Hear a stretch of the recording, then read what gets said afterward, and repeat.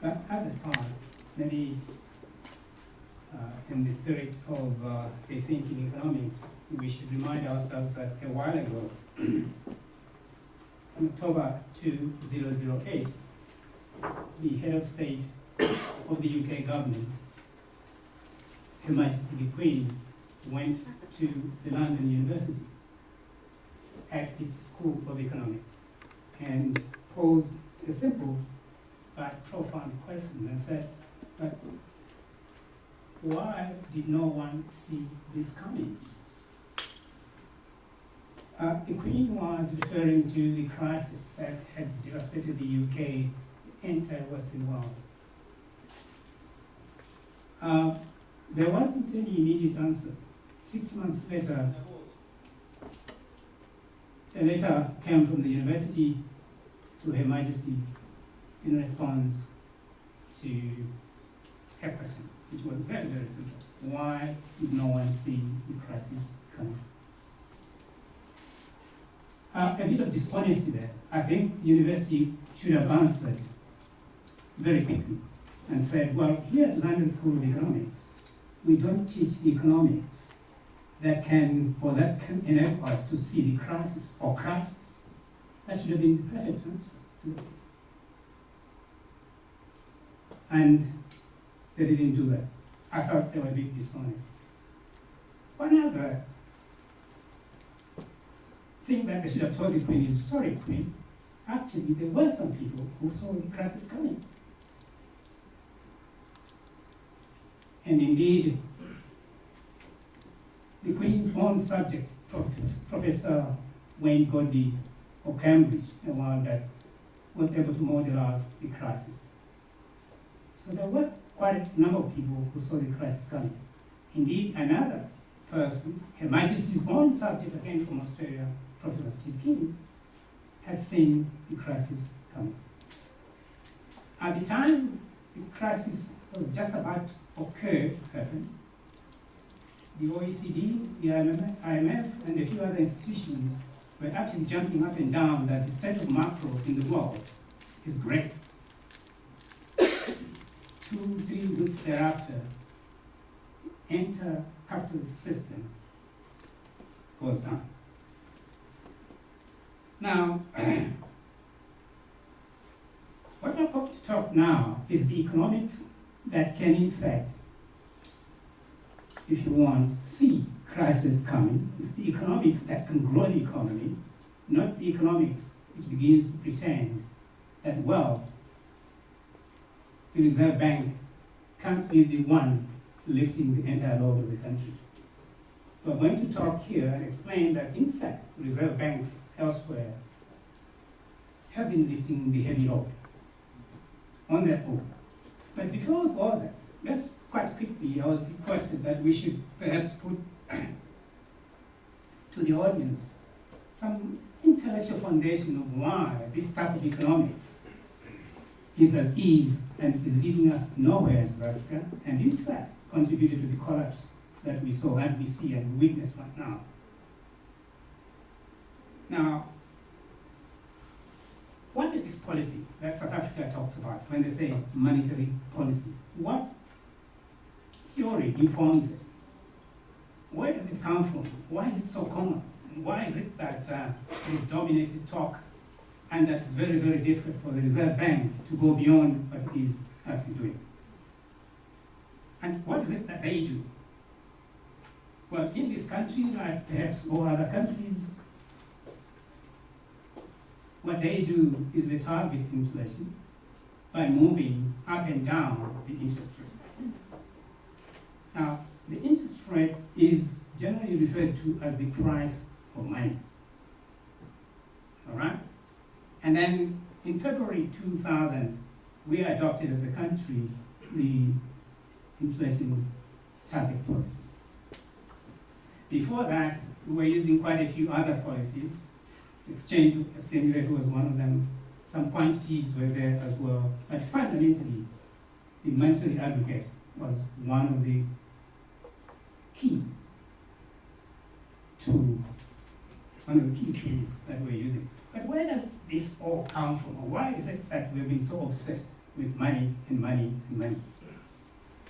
Now, the persons behind this, I want to run through this quite quickly. It comes from the early 50s with a very known right-wing professor of economics, Milton Friedman.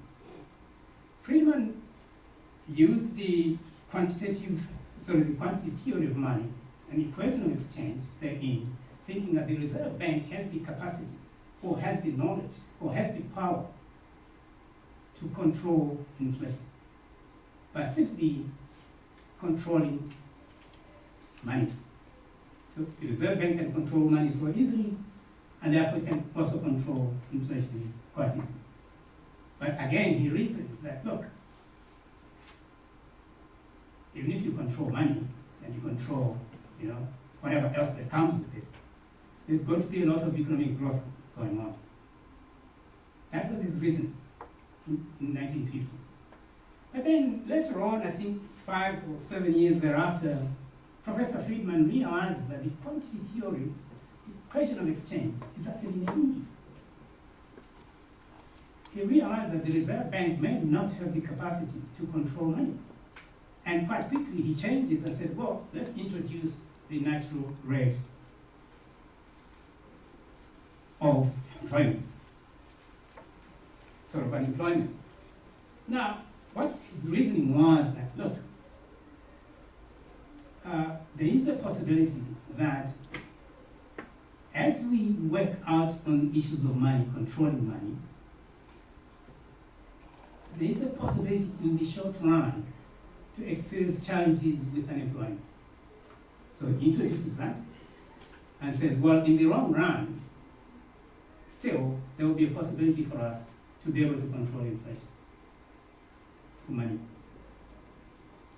So, as you read there's this debate of unemployment versus inflation. Scholars were saying, well, look, if you introduce inflation targeting in a way, you're going to have to pay a great deal of price in terms of unemployment. He reasoned that wasn't the case. So,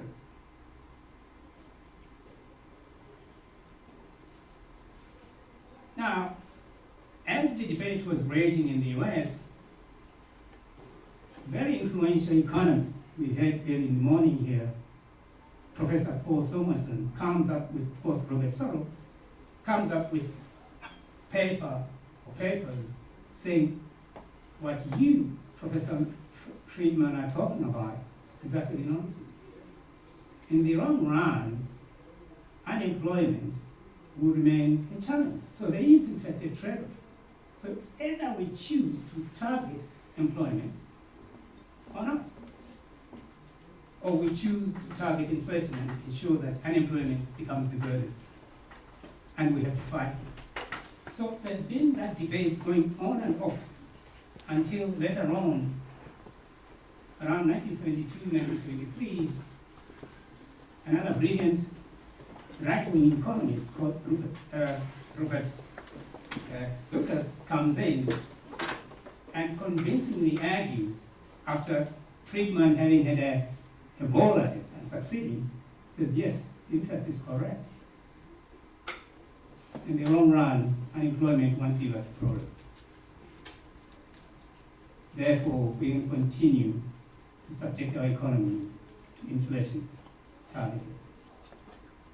So that's how the debate eventually ended up being settled to where we stand today. And many nations therefore have adopted, as we speak, and as we right now stand, this inflation targeting, starting with New Zealand, including South Africa. Now, as the debate was going on in the US and everywhere else, the father of modern macroeconomics, whom we know quite well as Jonathan Keynes, he warned, saying, whatever it is that you do, be aware, the moment you begin to control money, then we have a problem right across in terms of unemployment, output, and other variables. So in effect, John Maynard Keynes in 1930 had already understood that controlling, targeting inflation was a deadly instrument that any person could use. However, he was, of course, as usual, ignored.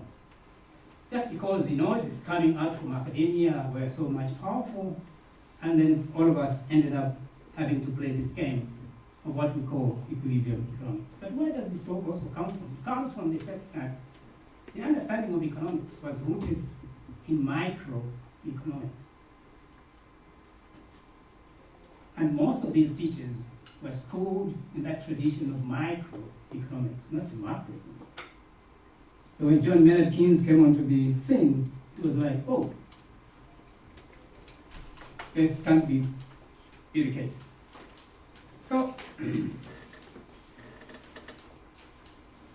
so indeed, many countries introduced inflation targeting, starting with New Zealand, Chile, and so on and so forth, up to us and a few other nations.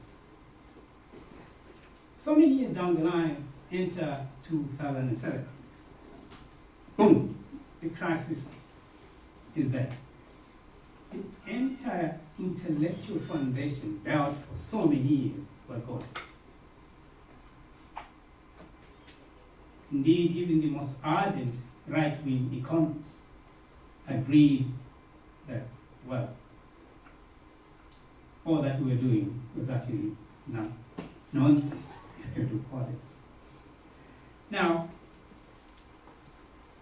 if 2008 gave us a sense that, look, this economics is bad, today is 10 years since the crisis. South Africa has barely grown. We've hit previous recessions, which were revised as not recessions. Today we're in recession. Average growth, I think, is about 1.3 or thereabout. We are right now, as we speak, I think, in deep negative territory in terms of GDP per capita. So our fortunes are going down. Now, all of this because of an intellectual foundation that was built on something called quicksand. But however, if you go to the Reserve Bank, if you go to the Treasury and a few other institutions, they'll tell you, well, this is what we know, and this is it. Meanwhile, the IMF and many other institutions are very, very much worried that they are, in fact, skirting some very thin ground. And they know quite well that much of the economics that we're taught is absolutely nothing. It's untrue, in fact, if you want to put it that way. Now, what then are some of the consequences of inflation targeting? Not only here in the country, but elsewhere.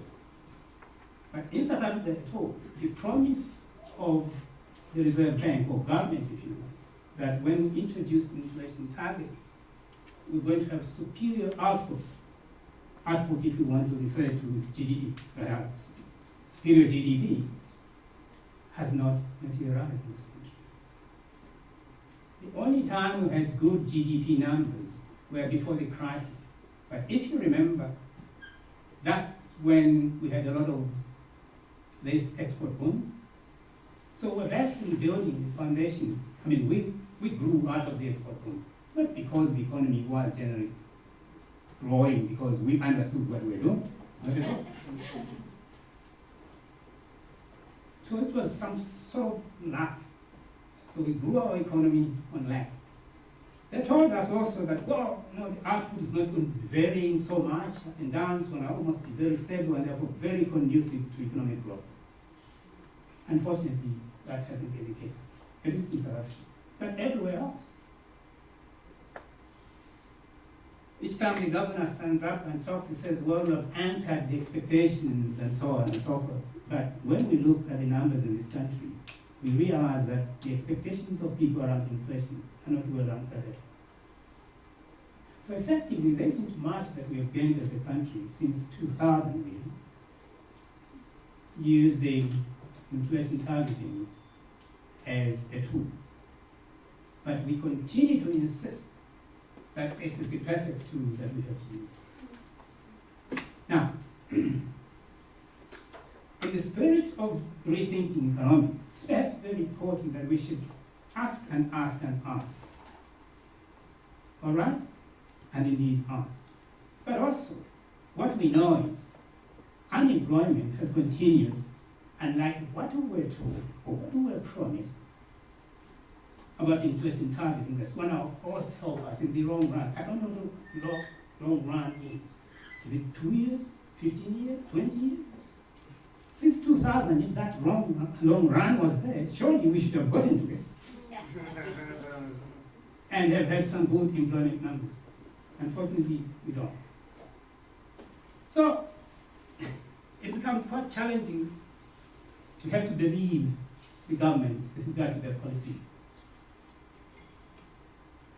Now, there's one area in economics which is referred to as sacrifice ratio. We know that there is in fact the trade-off between inflation and unemployment is indeed there. And that if you target inflation, you are foregoing unemployment. It means unemployment must necessarily be there. But there's yet another one. One of the worst of those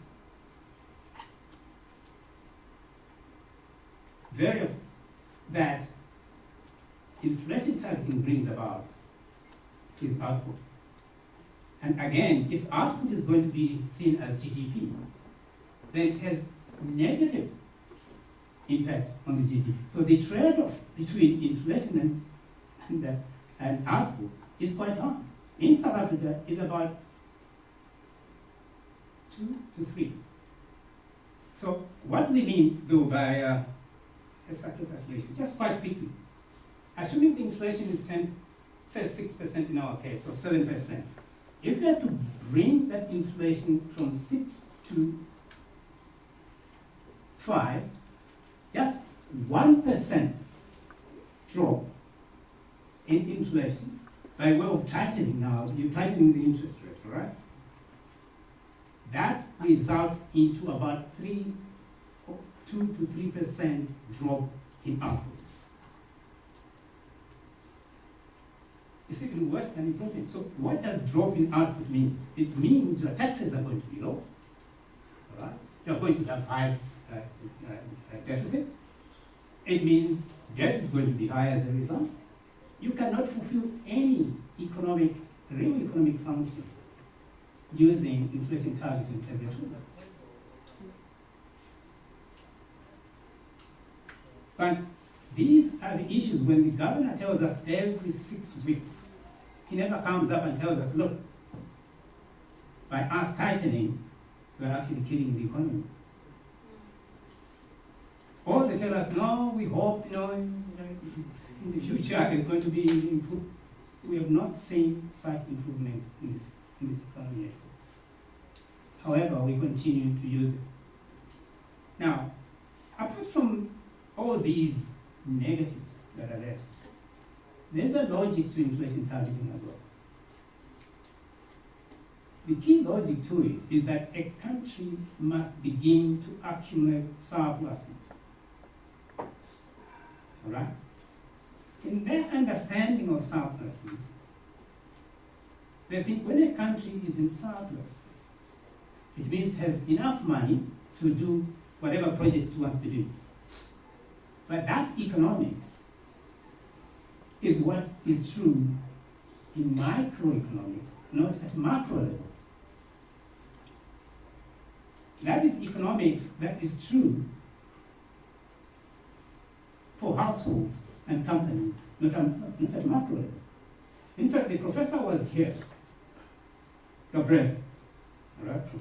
He was the only teacher who told President Clinton that your surpluses are wrong. There were 250 academics at the White House attending. He's the only person who told the president that your surpluses are wrong.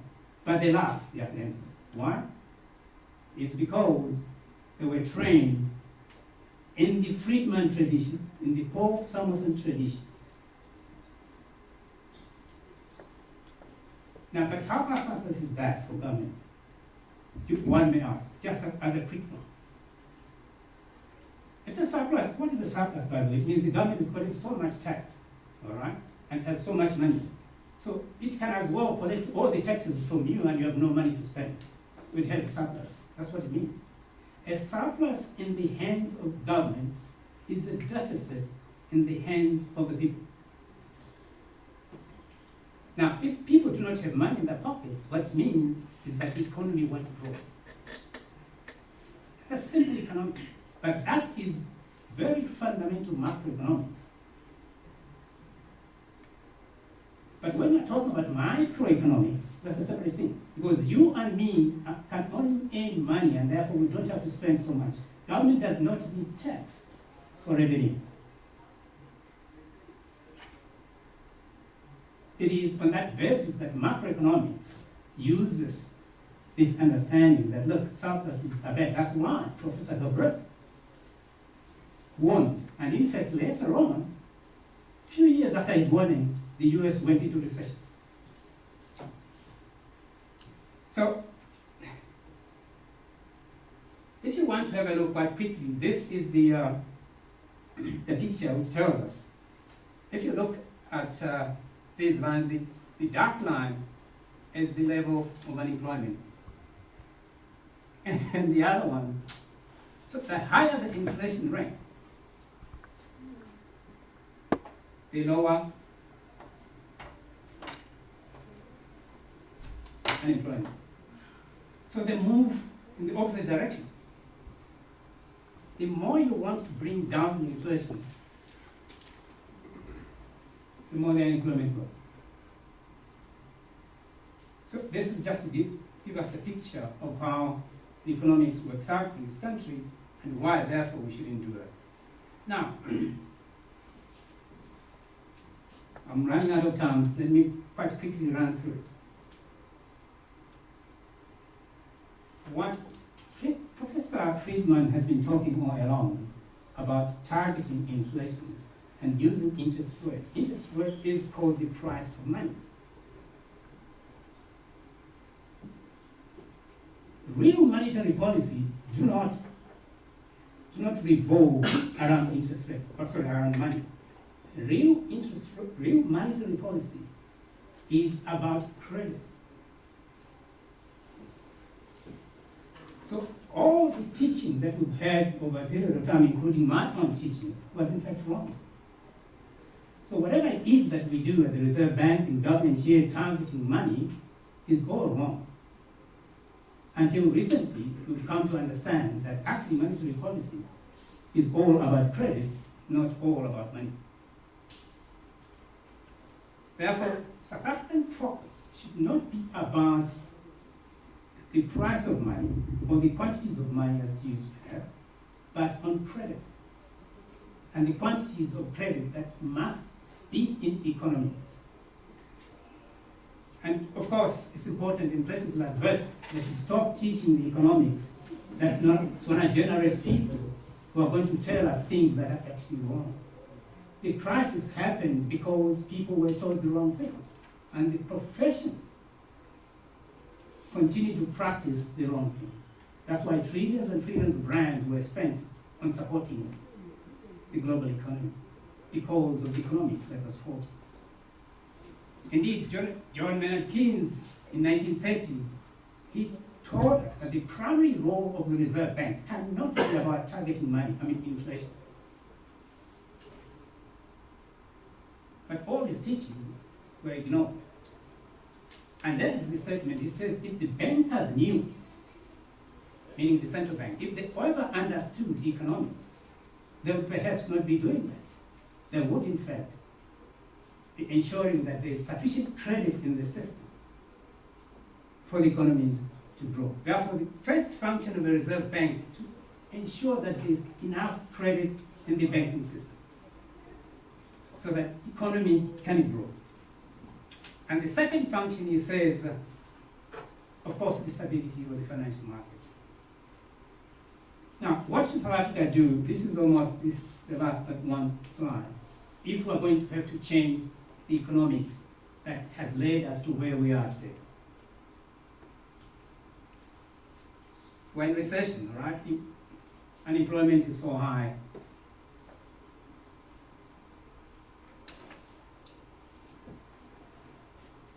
a recent talk at the European Central Bank by Governor Draghi. He had to open up and say, look, what we have to do is to use the balance sheet of the Reserve Bank. Using the balance sheet of the Reserve Bank simply means having to a large extent, take money directly to the population. If we cannot take money through the banks, then the Reserve Bank has to take credit right to where credit is needed. By doing so, the Reserve Bank is using the asset side of its balance sheet.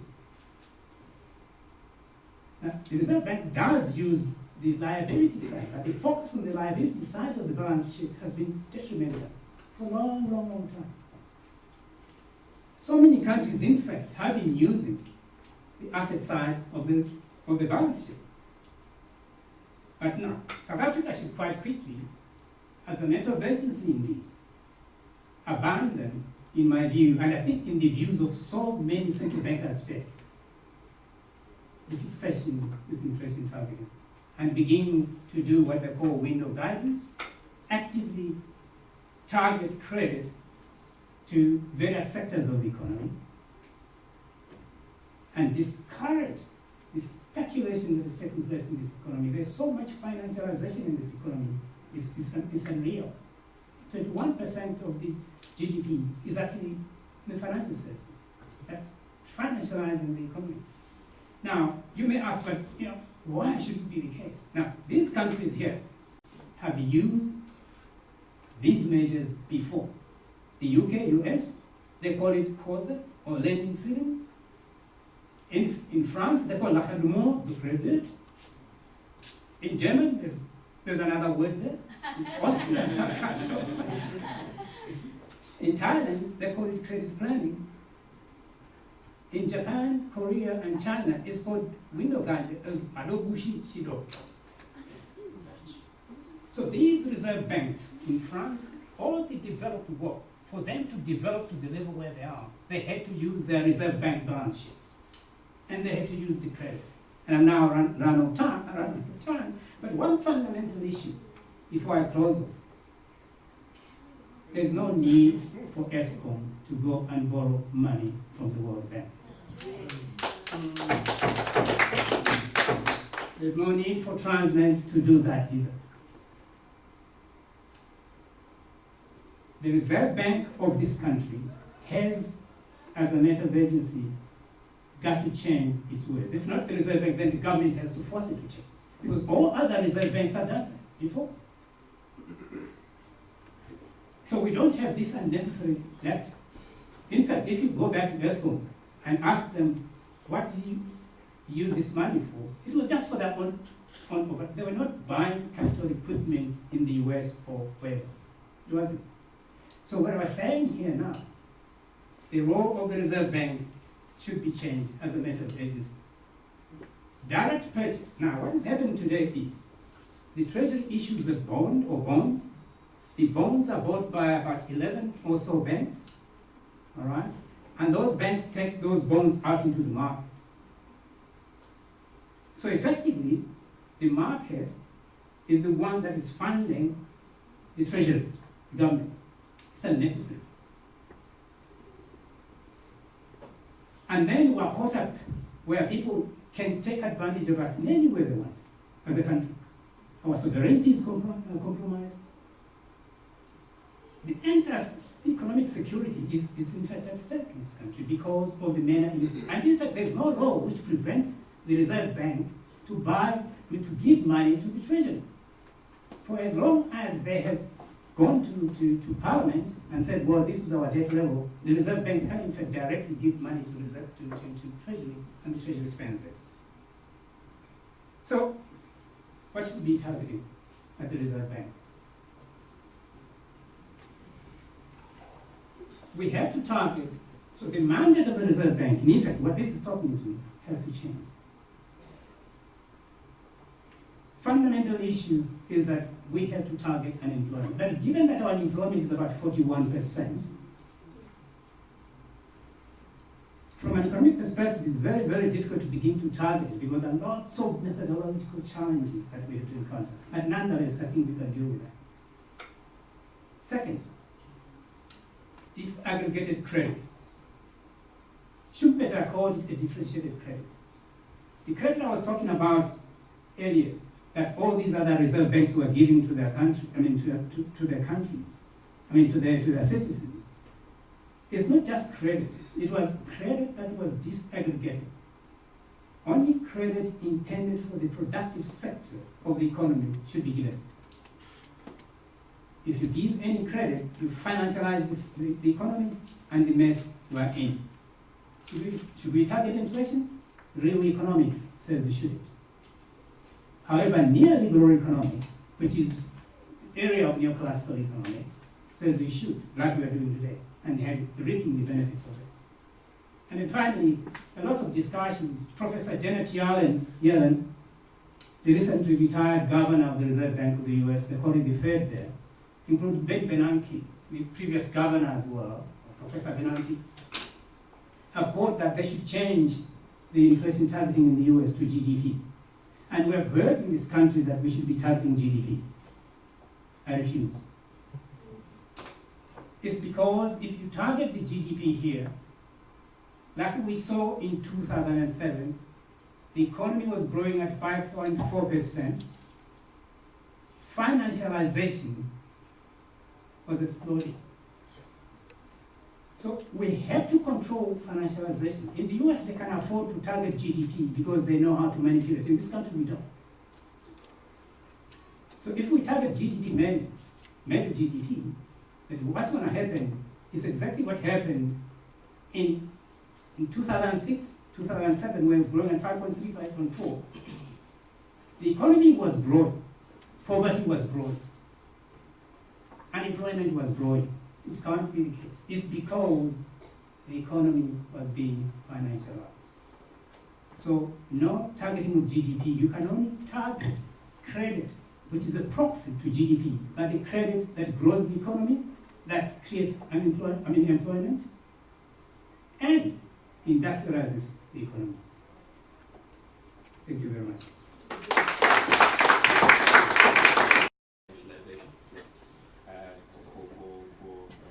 For information. And then could you also then clarify what a targeted approach actually looks like? So that's just because people might assume that, well, to have a financialized economy is to be, modern. It's to make sure that, you're competing with the best in the world, etc., etc., etc. So if you are, if you're sending the neoliberals to run and hide, who are you to sort of, what theory or policy are you putting in its place? So just unpacking what you mean by this, specifically on the credit and financial inclusion, those sort of aspects. Thank you. Okay, thank you. Yes. So I have two questions. One has to do with your emphasis on credit, and the other one has to do with inflation. But if we look at the 2007-2008 crash, a larger part of the problem emerged from the credit markets and not necessarily the capital markets. That you had credit default swaps where the banks went into bed with regulators of the Fed and insurance companies to change the level of credit circulation, and then interest rates were dropped, making credit cheap so that people could borrow more. So for me, I'm just very curious about what is really your understanding of credit, and also considering that countries like China have used the surplus that you spoke about to their advantage, giving back some of the money to the people, and also arming the state-owned companies for further expansion, right? So I'm not understanding. For me, like the credit talks to bad economics, and surplus talks to something that is, you know, viable. So maybe just your explanation. Okay, That. thank you. Can I get to the second one or? Make it quick, please. Okay. More hands that didn't come back. Yeah, okay, I'll come back to you. Yes.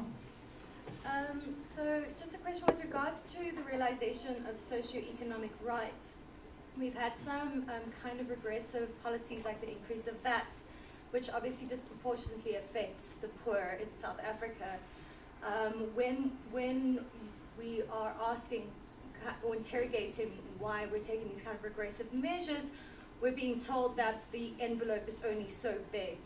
So how would you respond to those kind of responses about there only being a certain amount of money, particularly with in relation to how you were classifying money towards the beginning of your speech? And yeah, what would you suggest in terms of not regressing in terms of realizing socioeconomic rights in South Africa?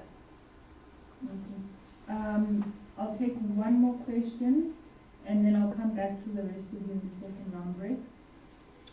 Maybe you should ask it as a Karen. Okay, the gentleman. All right. Well, thank you for an interesting talk. But as an economic historian, I had a number of questions that I had about the Reserve Bank as an institution that should manage development in an African setting. And I know we have a lot to learn from the South African Reserve Bank in the African context, because it was the first Reserve Bank to be established, I think 1919 or 1920, after, of course, the currency board that was established in Nigeria in 1904. But if you look at the way in which the South African Reserve Bank was established, it was established in reaction to something that happened in 1919, in the post-First World War period. And it had to do with the disjuncture between the price of gold coins and the price of gold itself on the global market. And because of that, there was quite a lot of speculation occurring around this, leading to the South African Reserve Bank then being formed less than a decade after the formation of the Union of South Africa. Now, reserve banks have typically been associated with state making. As many African countries gained their independence, they also began to establish their own reserve banks, and with them, their own currencies. Speaking of sterling area countries, former British colonies, they all operated within the context of sterling, but it was at independence that they established their own currencies. Meaning to say the colonial legacy had been that of a link between the imperial center and the operations of the colonies themselves. So they were sort of coordinated in the ways in which fiscal and monetary policy operated. Now, my question has to do with what we inherited as money. And of course, South Africa is unique in the sense that by 1994, it wasn't a colony per se, but what it achieved was democracy.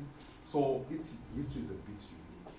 But when we talk about these things, and we're talking about how we use money to develop a country, for me it's slightly problematic, because the traditional role of particularly the Bank of England, was to use money to facilitate production rather than to facilitate growth in the way that you described it. And in the context of these colonies, what they were expected to do was to develop certain kinds of products for the empire. Now, when these reserve banks came to be formed, their mandate was very specific. And it was specific particularly because of what they were supposed to do within the context of a post-colonial situation whereby colonies had turned into Commonwealth. So looking at central banks or reserve banks as purely national, for me, is highly problematic. I think in many ways they are international, and the ways in which they operate are informed by the kinds of financial regimes that are in place, whether it be sterling, whether it be Bretton Woods starting from 1944 to 1971, whether it be post-Bretton Woods after 1971, such that the policies that you just discussed here, for me, are neither here nor there, as long as you don't confront the politics of international exchange. So I don't know how you respond to that kind of Okay. Thank you. Rich, would you care to respond to those? And I'll take one more round before we close. Wendy is wondering if we can expand on financialization and then financial inclusion and so on. Firstly, we have to distinguish between financial inclusion and financial development. Financial? Development. When a country is said to be financialized, is a case where a country is in fact not industrializing, as in churning out manufactured products, but is only churning out financial products, if you will, to the extent that you have nothing to produce. All you have is somebody taxing you on this. It's in fact the opposite of industrialization, if you will. And no country in the history has survived or has been able to develop through Mary being very keen at financializing itself.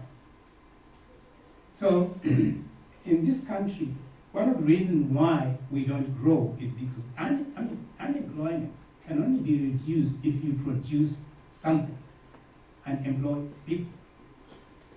In the financial sector, which is at the center of financialization, they employ very, very few people. So the manufacturing is actually in this country going down. It has already gone down from about 20% to about 10% right now. And hence all the unemployment. But what is not going down are the financial services. There are so many of them. To the extent that it is suffocating the capacity for the country to become a manufacturing hub. So financialization really there's no definition in economics of the word financialization, all right? But all we know is a case where the financial sector is expanding so rapidly on the expense of the industrial sector, of the manufacturing sector. And hence the country is suffering as we are suffering today. So you said the targeted approach, again, but when we're saying in that context, I will be responding slightly to Ian's issue as well. Targeted credit, targeting credit. When you issue out credit to me, all right, as a bank, it should be such that this credit goes to improve my capacity to earn more money, all right? But mostly, you should be able to produce something. Production comes into play. So only that type of credit can help industrialize or move the country to a certain level of industrialization. However, the other type of credit that is not targeted to manufacturing or to industry won't help us any further at all. So there is reserve banks in Japan. Japan was the architect of the targeted credit. But Japan itself got it from Germany. All right? So if you look at the Reserve Bank law of Japan, it was a direct copy of the German law of their bank, of the Reserve Bank. And you must remember also, Germany came into the system quite late. The UK has been the major power, all right? Germany is a late comer. It's because of the nature of finance that they do that differed from the one that the US and the UK does, that made Germany now far much superior than any other country in Europe. And Japan copied it, continued to target industries. All major industries that we saw Japan produce were because the government or the Reserve Bank was sending credit to those sectors that are essential to its development. So that is really about targeted credit lending. In Germany, in Japan, in China, in entire East Asia, that we call them the tigers, developed on the basis of targeted lending by their reserve banks and by their commercial banks. Now, window guidance, the word window guidance, the phrase window guidance came out as follows. The government of Japan told the commercial banks that you are going to come to us as a reserve bank. You are going to be told which sector to target in lending. So they could target the motor industry. That's why you see the Toyotas, the Lexus, and so on and so forth. Exactly the same thing. That's why you see the German products dominating the world now, because of targeted lending. So commercial banks would actually go on a window. Literally, there was a window at the Reserve Bank of Japan. So they would go with the paper, and there would be written in there, you target this electronic sector. That's the Reserve Bank commanding the commercial banks how to lend money. You don't target the mortgage, you target this type of sector, and so on and so on. That's the targeted lending. Now, here, you insist, quite perhaps correctly, that the major problem that we had recently in 2008 is because of credit. Yes, it is because of credit. But it's a useless type of credit that we actually got into. That's why the crisis began in Europe, in the UK, and the US. Because that's where the financialization is so high. There was none in Asia at all. The crisis that happened in Asia was an IMF-caused crisis. It had nothing to do with their credit. So the financialization that we're talking about is effectively ensuring that there's so much unnecessary money in the economy doing wrong things instead of using that money in manufacturing these computers and so on and so forth. So the collapse of the global economy was as a result of the wrong type of credit being given out. Now, how do we target? We have a model here ourselves. All right? But what Europe did recently, 2014, after the crisis, the Reserve Bank of the EU, the ECB, literally began to direct its banks where to send its money, where to credit, who to lend. The Reserve Bank of the UK, the Bank of England, did exactly the same. Funds for lending program. It literally told them, the banks, and told them to say, please ensure that you don't lend to RED, because RED is going to use it for drinking beer. Right? And that can't produce anything in the country. That is exactly what really happened out there. Now, in the recent past, there's been quantitative easing and all those things. Governor Ben Bernanke, what he did. Now, you all know that Governor Ben Bernanke was a scholar of economics. Professor Bernanke literally, he even went and gave money to McDonald's, right? McDonald's will eat. That's the Reserve Bank giving money to McDonald's. So McDonald's can begin to churn up, because that's good business, according to them. That's what we are calling this Reserve Bank to do, to send money, credit, to appropriate sectors of the economy for development purposes. We can talk to that again with the VAT and the envelope thereof. Professor Cabrez used a phrase that perhaps we didn't pick up. I have a sense he thinks we don't know. He said the government is not constrained. Why is government not constrained?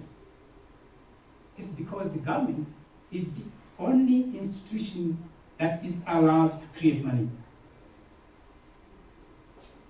And therefore it does not depend on tax for growth. If you want to check this one out, please Google this person's name at your own leisure time. His name is Beard, Sley, S-L-E-Y, Rumul, R-U-M-L. This guy was the deputy finance minister in the US. He became the governor of the Federal Reserve Bank of New York. He went out and told the people plainly, he says, actually, tax is not used for government to spend. There's no need for government to use tax. Tax is very good for other purposes, redistribution and so on and so on. So the envelope you're talking about, the VAT they're raising around, is quite frankly stuff that we have come to accept because it is okay. All these reserve banks, what they have done, Germany, I'll give you a very, very good example. Germany has already had to run out of time. During the war, just before, in 1931, or 32, there was fiscal consolidation in Germany by presidential decree. And unemployment rose up to about 30%. Elections were lost because of that president fiscal consolidation. In 1933, the major construction of roads, the autobahns in Germany. The question is, they started in 1933. So where did money come from? In 1932, there was no money. In 1933, there was money. From where? From tax? 30% unemployment? It wasn't. The Reserve Bank of Germany, at that time it used to be called the Reichsbank. Today it's called the Bundesbank, Deutsche Bundesbank. Literally targeted sectors of the economy that were essential for German development and sent the money there, right there. This is what happened everywhere else, in all the countries. In Canada, for 40 years, the Reserve Bank was sending money to its municipalities for projects there, creating seaports and so on and so forth. There was no need for VAT, there was no need for this and that. So there's no need to borrow in the manner we borrow. We can only borrow from our own Reserve Bank, that's what's there. It's not to tell us about inflation target every 6 weeks. It's incorrect. And everyone is actually saying that's wrong. There's a gentleman who taught economic history and so on quite quickly. Irrespective of how a country is, all right? We have evidence. The reasons why we have reserve banks is because they have to support economic development in their countries. And whether South African Reserve Bank was created at the time in the 1920s for whatever purpose, there was need for the Reserve Bank to ensure that it supports the development of the mining industry in here and related issues. Whether you come from the gold standard or the Bretton Woods and so on, the reasoning is the same. So I wouldn't think that there would be much of a difference for Zimbabwe or South Africa and so on and so forth, by the purpose of the Reserve Bank and so on. It shouldn't. It should almost be the same. The South African Reserve Bank, what we do not know, in 1989, just before Mandela was released,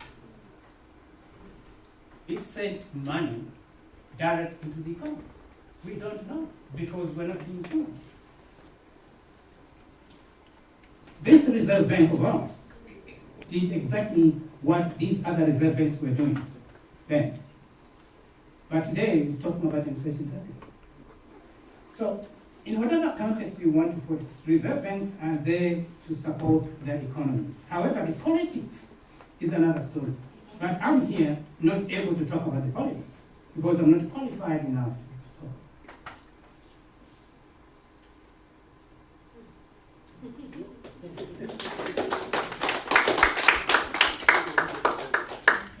I think we can take one more round.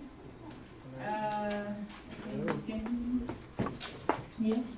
Oh yes, I just wanted to support what Professor was saying. When you look at securitization, what actually they did was the banks, the commercial banks would get the credit, and they would give the credit to the households and regularly. And what they then would do, they would then take the same instruments, go and trade them in their financial markets. And that was one of the reasons that we ended up seeing the collapse in terms of we saw the crisis that happened in 2008. And another issue is, if you look carefully at what is happening in America currently, you realize that whenever the Fed goes and buys the assets, we've seen that actually the Dow Jones and your S&P, you'll begin to see the markets picking up. And from an outsider, you think that there's a case in the market, the people are, because it is because of these guys, the Fed goes and he buys the assets, and whenever the Fed buys the assets, then it begins to drive your financial markets. And that is why I say what Professor is saying is actually true. Whenever then you see the Reserve Bank going into the sector and buying certain assets or buying purchasing into certain sectors, then you begin to see the market being driven. Okay. So is that just a comment? Oh no, I just wanted to say I'm supporting what he's saying. Okay. It surely makes sense. Can I just take a question from someone who hasn't spoken already yet? Yeah. Reg, unfortunately, you can't separate politics and economics as much as you want to try. The two go together. And so my question is this.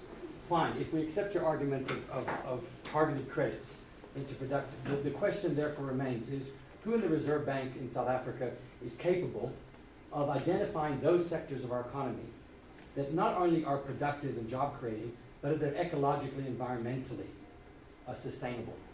So what are we going to do? Pump it into the mining sector, for example, if that's the because that's been the backbone. So in other words, what sectors? Theoretically, it's okay to say pump it, but in practical terms, what does that mean in the context of where we are beginning to realize that it's not? We cannot reproduce what Reserve banks did in the 1930s, 40s, 50s, 60s, 70s in developed countries, precisely because they've come up against limitations of natural barriers. We can't simply accumulate and expand constantly because the natural aspects of it are pushing back. And if we look, for example, at the model in South Africa of where the productive sectors are going, look at Welkom. Look, we've got a situation in which they're environmental wastelands now. So what do you do in the context of identifying those sectors, not simply in terms of job creation and productivity, but something that's sustainable, that won't just give us a productive bubble for 5-10 years, but will be sustained for the next several decades? Leah? So mine follows on from Dale's really as well, about the link between economics and politics. So again, if we accept your argument, which I do, which is that inflation targeting has exactly the opposite effect that it sets out to do, then clearly it's ideological. In fact, you showed that through the graph, the relationship between inflation and unemployment has exactly the opposite results to the one it says it has. So this is an ideology, and it's an ideology which grips key parts of our state and partly explains the mess that we're in. The question is, how do we shift that ideology? How do we actually bring about a reserve bank which is capable of becoming a developmental reserve bank, of doing the types of things you're trying to do? These are not just questions of economics, but they're also questions of power and politics, and that's unavoidable, I think. And in fact, just to add onto that point, if I may, and you'll know this, Reg, as you can hear, I'm British, and by the way, I had the misfortune to go through the London School of Economics. I know what you're talking about. But when Margaret Thatcher got into monetary policy, I mean, what was leaked out of cabinet really was that they knew that this didn't work.